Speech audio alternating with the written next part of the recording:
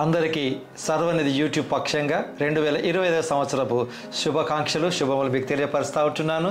ఈ యొక్క సంవత్సరం అంతా కూడా ప్రభు తన కాపుదలలోను తన గాయపడిన హస్తముల ద్వారా మనందరిని సంరక్షించి కాపాడాలన్నది కోరుకుంటున్నాము. ఈ యొక్క సర్వనిధి ప్రేక్షకులందరికీ కూడా యూట్యూబ్ సబ్స్క్రైబర్స్కి అందరికీ తప్పకుండా ఈ యొక్క 2025 సంవత్సరంలో ప్రభు మన కోరికను సిద్ధింపచేసి తన ఆలోచనను సఫలపరచాలని కోరుకుంటూ నేటి దినం కొరకు కూడా చిన్న వాక్యాన్ని మనం ధ్యానించుకుందాం. ప్రియులారా, జనవరి 1వ తారీఖున అంటే 2024 సంవత్సరాన్ని మనం ముగించుకొని 2025 సంవత్సరాన్ని మనం అడుగుపెట్టినాము. ప్రభువు తన యొక్క కాపుదలలో మనల్ని తీసుకొని వచ్చి ఉంటున్నాడు. చూడండి, మన యొక్క తోబుట్టువులు, దగ్గరి బంధువులు, సమీపస్తులు అందరూ కూడా నేటి దినాన్ని ఏ రకంగా చూస్తున్నారో మనకు తెలియదు. దగ్గరున్న ప్రజలలో కూడా మన స్నేహితులు, మన బంధువులు, మన తోబుట్టువారు లేదా మన కొలీగ్స్, మన కాలనీలో ఉండే వాళ్ళందరూ కూడా ఏదో ఒక రకంగా గత సంవత్సరాన్ని ఆనందించిన వాళ్ళు ఉన్నారు. అంతేకాకుండా దుఃఖకరంగా అనుభవించిన వాళ్ళు కూడా లేకపోలేరండి. ఏది ఏమైనా 2025 సంవత్సరము జనవరి మాసం 1వ తారీఖున మనము మరొకసారి ప్రభువుని ఆరాధించడానికి ప్రభు కృప చూపించినాడు. చూడండి, ఒకవేళ గతంలో కనుక మనం చూసుకున్నట్లయితే అన్ని 365 రోజులు కూడా సుఖప్రదంగాను ఆనందదాయకంగాను ఎంతో ఉత్సాహభరితంగాను ఉన్నవి అని మనం అనుకోవటానికి వీల్లేదు. ఎందుకంటే అందరం కూడా కష్టాల గుండా వెళ్ళినటువంటి వారమే. అయినప్పటికీ ప్రియులారా, ఈ యొక్క మొదటి దినమున ప్రభువును ఆరాధిస్తూ నూతనంగా అంటే నూతన దినంగా మనం భావిస్తూ ఉంటున్నాం. ఇది మనకు కొత్త సంవత్సరమే అయి ఉండొచ్చు, కానీ ప్రభువు తన ప్రణాళికలో మన కొరకు చేసినటువంటిది. ఏది ఏమైనా మేము కోరుకునేది ఏంటంటే అందరూ కూడా ఎప్పుడు ఆనందిస్తూ ఉండాలి అన్నదే మా యొక్క కోరిక, మా ప్రార్థన కూడా అదే. అంతేకాదండి, పరిస్థితులను మార్చగలిగిన శక్తులు మనకు లేవు, కానీ పరిస్థితులకు అనుకూలంగా మారగలిగిన శక్తి దేవుడు మనకి ఇచ్చాడండి. గతాన్ని మనం మార్చలేము. అంటే 2024 సంవత్సరం అంతకుముందు కనుక చూసుకున్నట్లయితే 2023 సంవత్సరం అంతకుముందు అలా చూసుకున్నట్లయితే వాటిని మనం ఎవ్వరము మార్చలేము. కానీ పరిస్థితులకు అనుకూలంగా నన్ను నేను ఏ రకంగా అన్వయించుకోవాలి, మార్చుకోగలగాలన్నది దేవుడు మానవుడికి ఇచ్చినటువంటి శక్తి. అంటే పరిస్థితులు ఎంత విపరీతంగా ఉన్నా కూడా నేను వాటికి అనుగుణంగా ఉండాలా, నన్ను నేను మార్చుకోవాలా అన్న తలంపులు రావచ్చు అండి, కరెక్టే. కానీ కొన్ని పరిస్థితులలో దేవుడు ఆ పరిస్థితుల నుంచి బయటికి రాగలిగినటువంటి శక్తి ప్రభు మనకి ఇస్తాడండి. కానీ మానవులు మనం ఉంటున్నటువంటి పర్యవసానం ఏంటి, పరిస్థితులు ఏంటి, చుట్టుపక్కల ఉండేటటువంటి పరిస్థితులు ఏ రకంగా మన పైన ప్రభావం చూపుతూ ఉంటున్నాయి అన్నది కూడా మనం అనుకోవాల్సిందే. ప్రియులారా, ఏది ఏమైనా 2025 సంవత్సరంలో అంతటా కూడా ప్రభు తన కాపుదల భద్రత మనకు అనుగ్రహించాలన్నదే నేటి దినం యొక్క వాక్యం. 23వ కీర్తన అంటే దావీదు కీర్తనగా పేరు పొందినటువంటి ఆ కీర్తన, యెహోవా నా కాపరి, నాకు లేమి కలగదు అనేటటువంటి విషయాలలో కనుక చూసినట్లయితే దాన్ని మనం వాగ్దానంగా కనుక ఒకవేళ తీసుకున్నట్లయితే దావీదు గారు ఎంత గొప్పగా తన యొక్క ఆ కీర్తనను వివరిస్తూ ఉంటున్నారో చూద్దామండి. నేటి దినం మనం కూడా దానిని కొంచెం ధ్యానించుకుందాం. మొదటి దినమున ఈ యొక్క నూతన దినాన్ని మనం కోవనెంట్గా అంటే దేవుడితో ఒక ఒడంబడికను కలిగి ఉంటున్నటువంటిది. 23వ కీర్తన చూడండి, యెహోవా నా కాపరి, నాకు లేమి కలగదు. ఇక్కడ చూడండి, క్రైస్తవులుగా పిలువబడుతున్నటువంటి వ్యక్తులను కూడా అనేకులు విమర్శ ధోరణితో లేకుంటే తక్కువగా అంచనా వేసి చూసో మీరు గొర్రెలు అన్నట, అంతేకాదండి విపరీతమైనటువంటి నానా దుర్భాషలాడినటువంటి వ్యక్తులు కూడా లేకపోలేరు. ఏది ఏమైనా ఈరోజు నేను దేవుణ్ణి ఆరాధించడానికి ప్రభువు నాకు సమయం చూపినాడు కాబట్టి నేను తీసుకుంటున్నటువంటి ఒక ధైర్యంతో తీసుకుంటున్నటువంటి నిర్ణయం ఏంటంటే యెహోవా నా కాపరి. అంటే ఆ రోజులలో ఈ యొక్క కీర్తన రాసినప్పుడు దావీదు అంటే అప్పుడు ఉన్నటువంటి పరిస్థితులను బట్టి గొర్రెలకు కాపరిగా ఉంటాడు కాబట్టి దేవుడిని నాకు కాపరిగా చూపినాడు. అంతేకాదండి, ఆ యొక్క గొర్రెలను ఎవరైతే కాపరత్వం చేస్తూ ఉంటుంటారో వాటిని సరైన ప్రాంతంలోనికి చేరదీయడం కొరకును ఈ గొర్రెల కాపరి దగ్గర ఒక కర్ర ఉంటుందండి. అంటే ఆయా ప్రాంతాలను బట్టి ఆ యొక్క కర్ర పొడవు 6 నుంచి 8 అంతకంటే 12 వరకు కూడా ఆ యొక్క దుడ్డు కర్ర యొక్క పొడుగు ఉండేదట. దానికి ఒక వైపుకు కొంకి ఉంటుంది. పైకి అందని చెట్లను ఆయన కిందికి దించేవాడు. అంతేకాకుండా బలమైనటువంటి గొర్రెలు, అంటే ఆరోగ్యవంతమైనటువంటి గొర్రెలు ఆయనను అనుసరిస్తూ పోయేవి. కానీ ఏ గొర్రె పిల్లలోనైతే అంతగా శక్తి ఉండదో నడవటానికి, తను ఎత్తుకునేవాడు. అదండి, అంటే నా బలహీన పరిస్థితులలో నన్ను కాపాడటానికి నా కాపరి ఉన్నాడు అన్న ధైర్యం. రెండవది, గొర్రె పిల్లని ఎత్తుకుంటాడు. అదే ఒకవేళ పెద్ద గొర్రె బలహీనంగా పడినప్పుడు, అది ధైర్యం కోల్పోయినప్పుడు, నేను నీకు తోడుగానున్నాడు అని ఆ కాపరి తన దుడ్డు కర్రను తన మెడపైన పెట్టుకొని, మీరు చూసే ఉంటారు, తన కర్ర ఇలా ఉంటుంది, ఒకవైపు తన మెడపైన పెట్టుకొని రెండవ వైపు ఆ చివరి భాగాన్ని ఆ గొర్రెల మెడ మీద పెడతాడట కాపరి. అంటే ఆ కాపరి యొక్క దుడ్డు కర్ర మరొక బలహీనమైన గొర్రె మెడపైన ఉన్నప్పుడు దానిలో ధైర్యం కలిగి, ఓ నా కాపరి నాతో ఉన్నాడని ధైర్యం పుంజుకొని ముందుకు వెళుతూ ఉంటుందట. ప్రియులారా, ఈ 2025 సంవత్సరంలో ప్రతి ఒక్కరికి కూడా ఏవేవో ఎన్నో కోరికలు ఉంటామండి. చూడండి, మానవులుగా ఉంటున్నప్పుడు నేను ఒక గురి పెట్టుకుని ఉంటాం. నేను ఇది కావాలి, అది కావాలి, ఇది చేయాలి, అది చేయాలని. ఒకవేళ గత సంవత్సరంలో కూడా అలాంటివి పెట్టుకొని జరగనప్పుడు నిరుత్సాహపడవలసినటువంటి అవసరం లేదండి. ఆయా సమయముల యందు దేవుడు తప్పకుండా నాకేది కావాలో అది జరిగిస్తాడు. ఇప్పుడు యెహోవా నా కాపరి అన్న ధైర్యం నాకు ఎంతో ఉత్సాహాన్ని ఇస్తుంది, ఆ వాగ్దానం. కానీ కొన్ని వాగ్దానాలు కూడా నెరవేర్చుకోవడానికి నా వంతుగా నేను కూడా కొన్ని చేయాల్సింది ఉంటుందండి. ఇక్కడ కేవలం ఈ యొక్క కీర్తన అంతా కూడా ఆ యొక్క కాపరి గొర్రెలకు సంబంధించినటువంటి విషయాలను వివరిస్తూ ఉంటున్నాడు. కానీ నా జీవితంలో నేను అన్వయించుకోవటం కొరకు నేను చేయవలసినటువంటి పని ఏంటంటే, యెహోవా నా కాపరి, నాకు లేమి కలగదు అనంటే, నాకు ఇది లేదు అన్నది, కొరత అన్నది ఉండదండి. కానీ అగైన్ కొరత అన్నది లేదు కదా అంటే నాకేముందండి అని ప్రశ్నించుకునే వాళ్ళు అనేకులు ఉన్నారండి. అది కాదండి, నాకు ఉన్న దానిలో తృప్తి పొందటం కూడా నేను నేర్చుకోవాలన్నది ఈ వాక్యం ద్వారా ఉంది. గత సంవత్సరం అంతకుముందు సంవత్సరాలతో పోలిస్తే గతాన్ని కనుక చూసినట్లయితే నా జీవితంలో అనేకమైనటువంటి లోపాలను నేను వెతికి ఉండొచ్చు. శారీరకంగా లోపాలు ఉంటుండొచ్చు, ఏమండి, నివాసపరంగా లోపాలు వెతికి ఉండొచ్చు, విద్యాపరంగా లోపాలను వెతికిండొచ్చు, ఆహారపరంగా లోపాలను వెతికిండొచ్చు. కానీ ఈయనే నాకు కాపరి అని నేను ఆయన పైన సంపూర్ణ భారం వేసినప్పుడు నాకు లోపము కనిపించదు, లేమి కలగదు. అది వాగ్దానంతో కూడినటువంటిది. కానీ అగైన్ చూడండి, మానవులు దేవుని పైన ఆధారపడి ఉండి ఆయన పైననే సమస్తమును ఏమండి ఆయన నిర్ణయించిన ప్రకారం నేను జీవించడానికి నేర్చుకున్నప్పుడు నాకు ప్రమాదము అంటే లోపాలు నాకు అగుపడవు. కానీ దేవుడి విరోధి అయినటువంటి అపవాది అన్నవాడు ప్రతి మానవులని ఏదో ఒక బలహీనత ద్వారా వెనక్కి లాగాలని చూస్తూ ఉంటుంటాడు. ప్రియులారా, ఫ్రెండ్స్ గమనించండి, అపవాదికి నేను కనుక ఒకవేళ తావిచ్చినట్టయితే వాడు నాలో ఉన్నటువంటి లోపాలను నాకు లేనిదే హైలైట్ చూపుతాడు. అదే కదండి ఆదికాండము 3వ అధ్యాయంలో జరిగింది. వాటిని తినమనని మీ కళ్ళు తెరవబడుననియు మీరు దేవతల వలె ఉందురని చెప్పి లేని కోరికలను, అంటే నీలో ఈ లోపం ఉంది, నువ్వు ఇంకా ఉన్నత శిఖరాగ్రాలకు వెళ్తావు అన్నట్లు ఆశ చూపుతూ ఉంటుంటాడు. ఫ్రెండ్స్, ఈ అపవాది అన్న వాడిని నేను తరిమి కొట్టగలిగితే అంతకు మించిన శక్తి నాకు లేదండి. ఆ ధైర్యం ఏముందండి? ఇప్పుడు గొర్రెలమే అనుకుందామండి, సరే మనల్ని విమర్శించిన మీరంతా గొర్రెలు, ఆయన కాపరి అన్నప్పటికీ కూడా నేను గొర్రెనైనప్పటికీ నాకు ఇక్కడ ధైర్యం ఇచ్చేటటువంటి దేవుడే నన్ను కాపలాగా వస్తున్నాడు, నాకు కాపరి అన్న ధైర్యం చాలండి. అంతేకాదండి, పచ్చిక గల చోట్ల ఆయన నన్ను పరుండజేయుచున్నాడు. అంటే ఏంటి?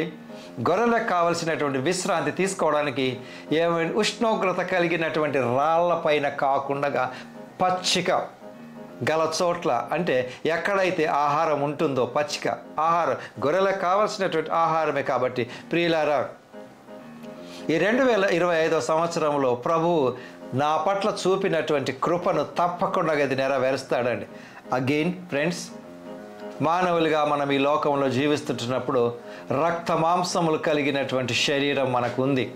అంతేకాదండి, అనారోగ్యం పాలయ్యే అవకాశాలు లేకపోలేదు. మనం ఎంతగానో ప్రేమించినటువంటి వ్యక్తులు కూడా ఈ లోకాన్ని విడిచిపెట్టి వెళ్ళిపోయి ఉండొచ్చు. ఆ బాధ నాలో ఉంటుండొచ్చు. అప్పుడు నాలో కొంచెం అనుమానాలు తలెత్తేటటువంటి రేకెత్తేటటువంటి సమయం లేకపోలేదు. అంటే ఏంటి, కొన్ని సందర్భాలలో మనం అనుకుంటుంటాం కదా, ప్రతిదానికి నీ సమయం కలదని, దేవుడు ఏది చేసినా మంచి చేస్తాడని అంటుంటారు కదండి. నా జీవితంలో ఇది ఇలా జరిగింది, ఇది ఇలా జరిగింది, ఇది ఇలా జరిగింది, అన్ని నష్టాలే పొందుకున్న తర్వాత ఇంకా ఏంటండి నాకు కలిగినటువంటి మేలు అని అనుకున్నా కూడా ఫ్రెండ్స్, ప్రభు యొక్క చిత్తాలను మనం మార్చలేమండి. అలాగని ప్రభువును ప్రశ్నించే హక్కు కూడా దేవుడు నాకు ఇవ్వలేదు. కాబట్టి పరిస్థితులు ఏ రకంగా అప్పటికి కూడా నేను ధైర్యంగా ఉండటం అన్నది నేర్చుకోవాలి. పచ్చిక గల చోట నన్ను పరుండ చేయుచున్నాడు అని అంటే తర్వాత దాని అర్థం ఏంటంటే నా జీవితం అంతా ఎప్పుడు పచ్చిక బయలులోనే ఉంటుందని కాదండి. పచ్చిక బయలులో నేను ఉంటున్నప్పుడు క్రిమి కీటకాలు కూడా ఉంటవి. ఏమండి, అందులో విష జంతువులు, విష ప్రాణులు కూడా ఉంటుండొచ్చు, తెల్లుండొచ్చు, ఏమండి పాములు కూడా ఉండొచ్చు కదండి. నా జాగ్రత్తలో నేను ఉండాలి. దేవుడి యొక్క వాక్యము రెండంచులు గల ఖడ్గము, రెండు వైపులా కూడా మాట్లాడుతూ ఉంటుందండి. బట్ ఏది ఏమైనా నేటి దినము మన ప్రార్థన ఏంటంటే, ఎవరు కూడా కష్టపడాలని ఎవరు అనుకోరండి. ఉన్న కష్టాలను ఎదుర్కోగలిగిన శక్తి దేవుడు నాకు ఇవ్వగలిగితే చాలు అని. కాబట్టి ఫ్రెండ్స్, నేటి దినము వాక్యానుసారమైనటువంటి జీవితం జీవించటానికి నేను నేర్చుకోవాల్సినటువంటి కొన్ని సిద్ధాంతములనండి. చూడండి, జీవితంలో ఎప్పుడు ఎవరు 365 రోజులు రోజుకి 24 గంటలు ఆనందంగా ఎవరూ గడపలేమండి. ఏదో ఒకటి తలంపులలో మనకు వచ్చినప్పుడు, గతాన్ని మనం తలంచుకున్నప్పుడు తప్పకుండా ఎంతో కొంత దుఃఖానికి గురి అవుతాం. కానీ దుఃఖాన్ని దూరం చేయగలిగింది దేవుడు, సమాధానం ఇవ్వగలిగింది దేవుడు, శాంతిని అనుగ్రహించగలిగింది దేవుడు, అంతే. కానీ నేను దేవుడి వైపు ఏ కోణంలో చూస్తున్నాను అన్నది కూడా నాకు అవసరమే. కాబట్టి ఫ్రెండ్స్, నేటి దినం అందరము ఆరాధనలు చేసుకొని ఉంటుంటాము.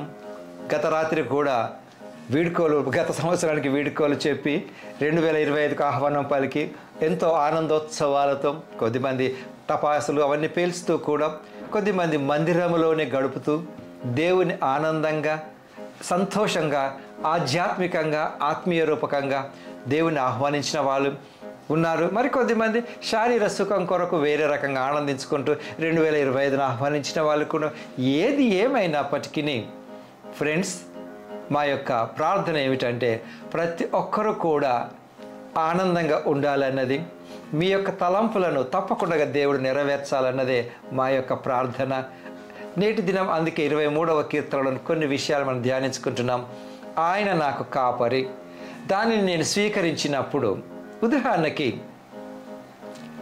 మనము ప్రయాణిస్తుంటున్నప్పుడు ఎంతో నమ్మకం కలిగినటువంటి ఒక ప్రయాణం మనం పొందుకోవాలంటే ఆ యొక్క మనం ప్రయాణిస్తున్నటువంటి బస్సే అయి ఉండొచ్చు, ఫ్లైటే అయి ఉండొచ్చు, ఆ యొక్క పైలట్ పైన, ఈ యొక్క బస్ డ్రైవర్ పైన ఆధారపడి ఉంటుందండి. ఈ యొక్క బస్ డ్రైవర్ నా వాడు అన్నప్పుడు, మా సొంత వాడు అనుకున్నప్పుడు, అంటే సరే ఆయన తప్పకుండా తీసుకెళ్తాడు. ఆ నమ్మకం నాలో ఉన్నప్పుడే నేను ఎంతో దూర ప్రయాణమైనా చేయగలను. చూడండి, ఆ యొక్క మనం ఈ మధ్యకాలంలో ఆఫ్కోర్స్ స్లీపర్ బస్సెస్ చాలా ఉంటున్నాయి. చాలా దూరాలు 500, 600, 700, 800, 1000 కిలోమీటర్స్ వరకు స్లీపర్ బస్సెస్లో ట్రావెల్ చేస్తూ ఉంటున్నాం. మనకు ఆ డ్రైవర్ పైన నమ్మకం ఉండబట్టే కదండి ఆ స్లీపర్లో హాయిగా నిద్రపోతుంటున్నాం. ఆ నమ్మకము దేవుడి పైన కూడా కనుక ఉన్నట్లయితే తప్పకుండా నా గమ్యాన్ని నేను చేరుకోగలను. నేను బస్ టికెట్ కొనుక్కొని డ్రైవర్ గారు నన్ను తీసుకెళ్తారో లేదో అని అనుకున్నప్పుడు నా ప్రయాణంగా ఉండదు కదా. అదే మాదిరిగా నాకు అవసరమైనప్పుడు అతను వాళ్ళు ఆయా టైమింగ్స్ ప్రకారం బస్ స్టాప్ చేస్తూ ఉంటుంటారు. Breakfast, lunch, dinner, what ever it is. అదే మాదిరిగా ఫ్రెండ్స్, యెహోవా నా కాపరి, నాకు లేమి కలగదు. పచ్చిక గల చోట్ల ఆయన పరుండ చేయుచున్నాడంటే నాకు ఎక్కడ గనక నా అక్కరలు తీర్తవో అటువంటి స్నేహితులనే నాకు దయచేస్తాడు. కానీ నాకు ఆయన దయచేసినటువంటి స్నేహితులను నా స్వార్థంతో కూడా నేను దూరం చేసుకునే అవకాశాలు కూడా లేకపోలేదు. ఫ్రెండ్స్, గతంలో నిన్ను విడిచిపెట్టిపోయినటువంటి బంధువుల విషయమేమి, స్నేహితుల విషయమేమి బాధపడుతూ ఉండే అనేకులు ఉంటారు. కానీ అటువంటి వ్యక్తిని కొన్ని సందర్భాలలో దేవుడే మన నుంచి దూరం చేస్తాడేమో. కాబట్టి బాధపడవలసినటువంటి అవసరం లేదు. ఈ బాధ, విచారం, దుఃఖం, రోదన, వేదన ఇవన్నీ మానవుడి యొక్క ఆనందాన్ని దూరం చేస్తూ ఉంటాయండి. కాబట్టి నువ్వు తీసుకోవలసినటువంటి ధైర్యంతో నిర్ణయం ఏంటంటే 2025 సంవత్సరంలో ప్రతి సందర్భాన్ని ప్రతి సంఘటనను నువ్వు పాజిటివ్గా కనుక ఆలోచించినట్లయితే నీకు ఆనందాన్ని పొందుకోగలవు.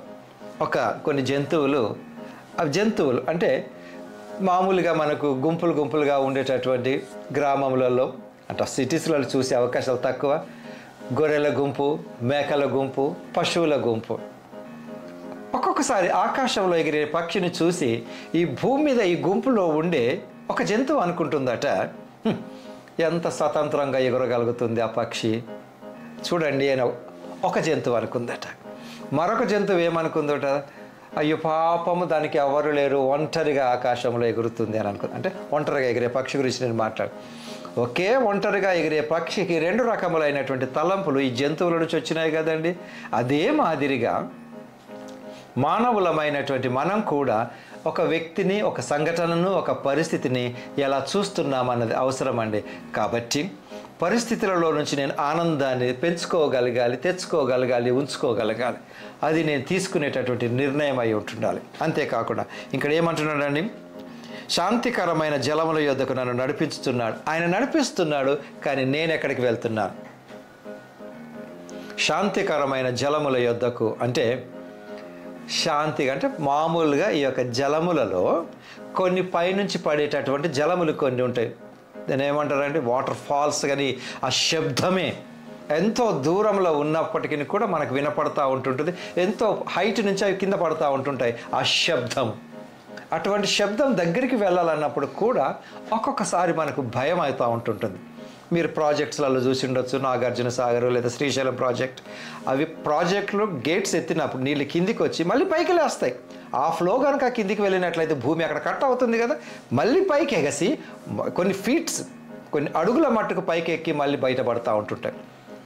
ఇప్పుడు దేవుడు తీసుకెళ్లేటటువంటి నీరు అంటే ఆ ప్రాజెక్ట్ నీళ్ళు మనకు అవసరమేనండి, కానీ అలాంటిది కాకుండా ప్లెయిన్ వాటర్స్, శాంతికరంగా అల్లకల్లోలము లేకుండా ఎగసి పడలే నీళ్ళల్లో నేను త్రాగటానికి అక్కడికి వెళ్ళినప్పుడు నేను దోసిట్లో పట్టుకోవడానికి చూసినప్పుడు ఆ నీళ్లు పైకి ఎగిరితే నాకెక్కడ అందుతాయండి?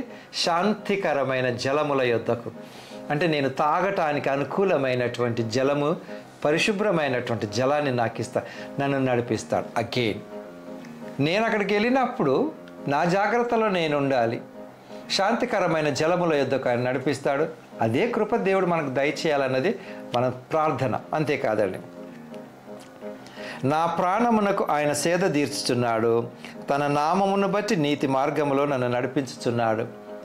ఏమంటున్నాడండి? నా ప్రాణమునకు ఆయన సేద తీరుస్తున్నాడండి. అంటే అలసిపోయినప్పుడు అలసటను తీర్చుకోవటానికి నాకు నిద్ర కావాలి. కొద్దిమందికి అంటే బాగా అలసిపోయినప్పుడు చెట్టు కింద కూర్చొని కూడా నిద్రపోతాము. కొన్ని సందర్భాలలో పరుపు పైన పడుకున్నా నిద్ర రాదు. ఆయన అంటున్నది ఏంటంటే, ఎటువంటి పరిస్థితుల్లోనైనా నీవు సేద తీరగలవు అన్నది నేటి వాగ్దానం. అంటే ఏంటి? కొద్దిమందికి అసలు నిద్ర లేకుండా నిద్ర కరువు అయిపోతా, పోవాలి అన్న నిద్ర రాదు వాళ్ళకి. ఎందుకని? మానసికమైనటువంటి తలంపులు ఈ సేద తీర్చుకోకుండా నిన్ను దూరం చేస్తూ ఉంటుంటాయి. కానీ ప్రభు మనకిస్తున్నటువంటి వాగ్దానం ఏంటంటే, ప్రియులారా, 2025 సంవత్సరంలో తప్పకుండా నీ అలసిన శరీరమునకు ఎటువంటి అంటే బయట నుంచి కాకుండా నీ అంతరంగంలోనే నువ్వు ప్రశాంతంగా నిద్రపోగలిగిన కృప దేవుడు దయచేయాలన్నదే ప్రార్థన. అంతేకాదండి, గాఢాంధకారపు లోయలో నేను సంచరించినను ఏ అపాయమునకు భయపడను. ఇది నువ్వు ఎటువంటి చీకటిలో ప్రయాణించినప్పటికీ నీ భయం ఉండదు. కొన్ని సందర్భాలలో మనం ఉన్న ఇంటిలోనే మనకు భయం కలుగుతూ ఉంటుంది. ఆ భయం అన్నది ఉండదు. కొన్ని సందర్భాలలో చిన్న చిన్న వాటికి కూడా భయపడతా ఉంటుంటామండి. ఫ్రెండ్స్, ఈ భయం అన్నది దేవుడి నుంచి వచ్చినటువంటిది కాదు, కానీ దేవుడికి నేను భయపడాలి. ఆ భయం వేరు, ఈ లోకానికి భయపడటం వేరు. చీకటికి భయపడతా ఉంటుంటాం. ఏమండి, ఇహలోకమందు ఉండే ఈవెన్ నేను వెహికల్ కొన్నాను, ఈఎంఐ కొరకు భయపడతా ఉంటుంటాను. జాగ్రత్త పడటం మంచిదే, కానీ మరీ భయపడటం మనిషిని బలహీనపరుస్తూ ఉంటుంది. కాబట్టి ఈ యొక్క మొదటి దినమున 2025 సంవత్సరం మొదటి దినమున ప్రియులారా, ప్రభువు తప్పకుండా మనం అనుకున్నటువంటి కోరికలను నెరవేర్చాలనే ప్రార్థన. ఉద్యోగాల కొరకు ఎదురు చూస్తుండొచ్చు, ఉద్యోగాలకు ఎదురు చూస్తున్నప్పటికీ మంచి ఉద్యోగం కావాలని సమయం వృధా అయిన వాళ్ళు కూడా లేకపోలేరండి. పెళ్ళిళ్ళ కొరకు ఎదురు చూసే వాళ్ళ కొరకును తప్పకుండా దేవుడు ఆయన ప్రణాళిక ప్రకారంగా సరి అయినటువంటి జీవిత భాగస్వామిని దయచేయాలన్నదే ప్రార్థన. అనారోగ్యంతో కొన్ని కుటుంబాలలో ఉంటున్న వ్యక్తులకు కూడా దేవుడు మంచి ఆరోగ్యం దయచేయాలన్నదే ప్రార్థన. ఇంకను ఎన్నో కోరికలతో కలిగి ఉండి జరగవేమో అని నిరుత్సాహపడిన వాళ్ళకి సైతం తప్పకుండా దేవుడు జరిగిస్తాడేమోనన్న నిరీక్షణ కలిగి ఉందాం. అంత మాత్రమే కాదు ప్రియులారా, తప్పకుండా మొదటి దినాన్ని దేవుడి ఆరాధనతో మనం కలిగి ఉంటున్నాం కనుక తప్పకుండా దేవుడు మన కొరకు మంచే చేస్తాడు. అయితే నేను అనుకున్నది జరగనప్పుడు దేవుడు నాకు మంచి చేయట్లేదు అని అనుకోకూడదండి. ఎందుకు అని అంటే కొన్ని సందర్భాలలో నేను ఏం అడుగుతున్నానో నాకు తెలియకపోవచ్చు. కాబట్టి మార్కు సువార్త 10వ అధ్యాయంలో 2 విషయాలు చూద్దాం. మార్కు సువార్త 10వ అధ్యాయం 35వ వచనంలో జబదయి కుమారులైన యాకోబును యోహానును ఆయన యొద్దకు వచ్చి, బోధకుడా, మేము అడుగునదెల్ల నీవు మాకు చేయగోరుచున్నామని చెప్పగా ఆయన, నేను మీకేమి చేయగోరుచున్నారని వారిని అడిగాను. వారు, నీ మహిమ యందు నీ కుడివైపున ఒకడును నీ ఎడమ వైపున ఒకడును కూర్చుండునట్లు మాకు దయచేయమని చెప్పిరి. యేసు, మీరేమి అడుగుచున్నారో మీకు తెలియదు. నేను త్రాగుచున్న గిన్నెలోనిది త్రాగుట అయినను నేను పొందుచున్న బాప్తిజం పొందుట అయినను మీ చేత అగునా అని వారిని అడగగా వారు, మా చేత అగుననిది. అప్పుడు యేసు, నేను త్రాగుచున్న గిన్నెలోనిది మీరు త్రాగెదరు, నేను పొందుచున్న బాప్తిజం మీరు పొందుదరు, కానీ నా కుడి వైపునను ఎడమ వైపున కూర్చుండనిచ్చుట నా వశములో లేదు. అది ఎవరికి సిద్ధపరచబడినో వారికే దొరుకునని వారితో చెప్పాను. ఫ్రెండ్స్, ఇక్కడ దీని యొక్క సారాంశం ఉపద్ఘాతం ఏమిటంటే, నేను దేవుణ్ణి అన్నీ అడుగుతూ నాకు ఇది కావాలి అది కావాలి అడిగినప్పుడు నేనేం అడుగుతున్నానో అది నేను తెలుసుకోవటం నేర్చుకోవాలి. ఇష్టం వచ్చినట్టు ఆయన అడగటానికి లేదండి. అందుకే కొన్ని సందర్భాలలో దేవుడు నాకు ఇది అనుగ్రహించలేదు అని దేవుడి పైన కోపంతో ఉండొచ్చు, దేవుడికి దూరం అవ్వచ్చు, దేవుడిని దూషించేటటువంటి సందర్భాలు రావచ్చు. నో.